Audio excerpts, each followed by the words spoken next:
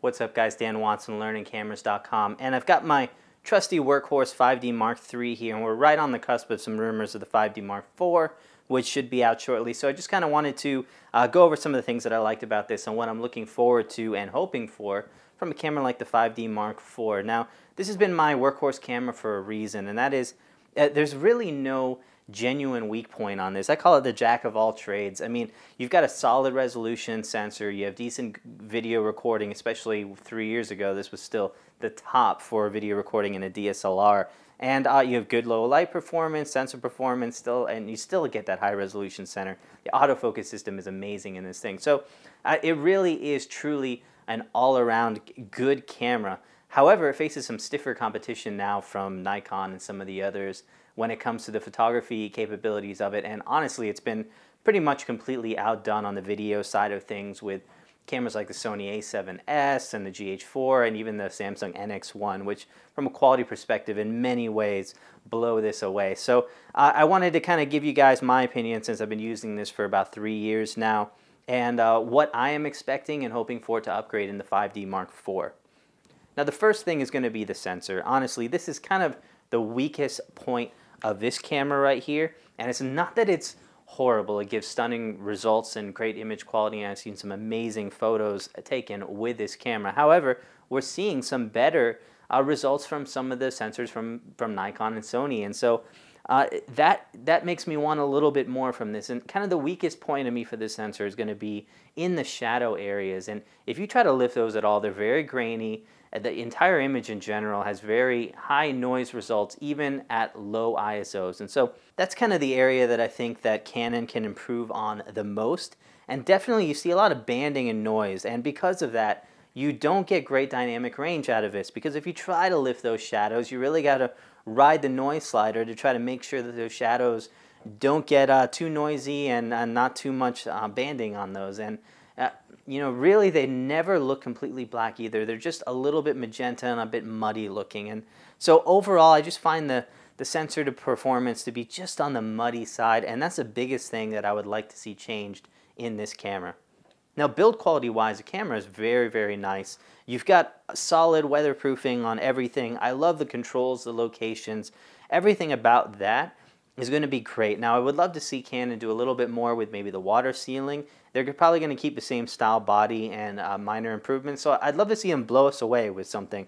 Nikon kind of did it with the backlit buttons on the D800, and so I'd like to see something like that that kind of takes things to a new level from Canon, since they are dealing with a solid camera here.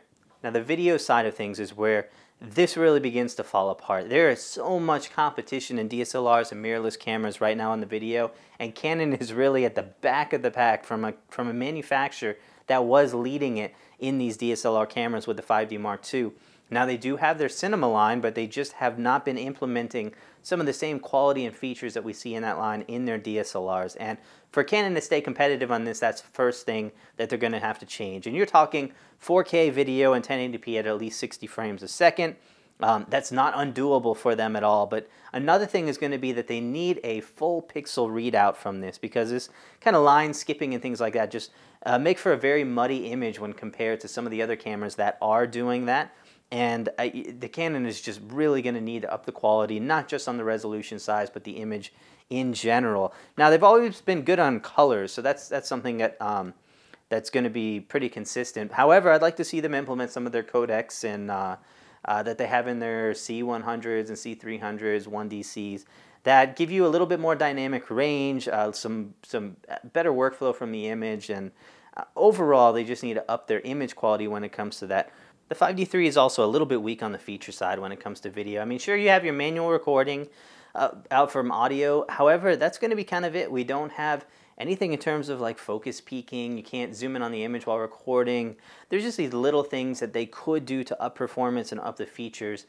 I'm not holding out for that one as much. I think Canon is still going to try to drive you into their cinema line for features like that. We do have the headphones and we do have the mic inputs, and like I said, manual audio recording and adjustment while recording. So they're pretty good on that. But you know, those are kind of the features that I'm going to be looking for on the next one. And what's amazing about this is all extremely doable for Canon. The only thing that we have not seen that I talked about is the sensor improvements, especially when it comes to shadow, shadow quality and shadow noise. And other than that, these are all things that Canon does have in some of their other lines of cameras, and it's just a matter of them implementing it in the 5D Mark IV. Now, this is not a cheap camera. This was $3,500 when it came out. Canon could charge $3,500 to $4,000 for this next one. It's not like they really should be afraid of putting putting those kind of features in these cameras, especially because many of the other manufacturers are putting them in cameras that cost far less. I'd also love to see maybe a Super 35 crop mode for video. That would be good too, and that'll give a full pixel readout as well by cropping into the center of the sensor. And, you know, yeah, I mean, these are all things that they can do, and Canon really needs to up their game, especially on the video side, if they want to remain competitive. And if they don't, it's just going to be a matter of losing not just people who shoot video full-time, because this is probably not the camera for you, but a lot of us that are shooting weddings and things of that nature for photography do have to shoot video and do make it a part of our workflow, even if it's just a couple minutes of video throughout the ceremony, or if it's shooting video or photography or both. Using the same gear to be able to do that is a huge saver of equipment and money, having one camera system that does it all. And that's kind of what's scaring a lot of people away from Canon, is not just people who shoot video full-time, but the people who do it part-time, or just need the ability to shoot video and still have that great quality and the feature set that we're used to on some of the nicer video cameras that we're seeing, like the Sony a7S, and then maybe even the a7R Mark II, which I hope to be getting shortly. So that's it. I really hope to be seeing those features. I'd really like to upgrade and keep my Canon system.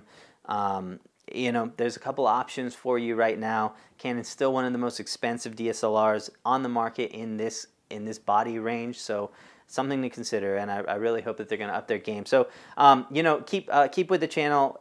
When that comes out, we're definitely going to have that camera in and review it, and I'm really curious to see. We've also got the Sony a7R Mark II coming in, so I'm going to put that up against the 5D3 when that is available next week, because maybe Canon is also getting beat quite a bit on the photo side, and that's something to consider. Sony could put that kind of sensor in an A99 Mark II and really offer some thick competition for Canon on this one, other than what Nikon's doing. So stay tuned for that, and thanks for watching.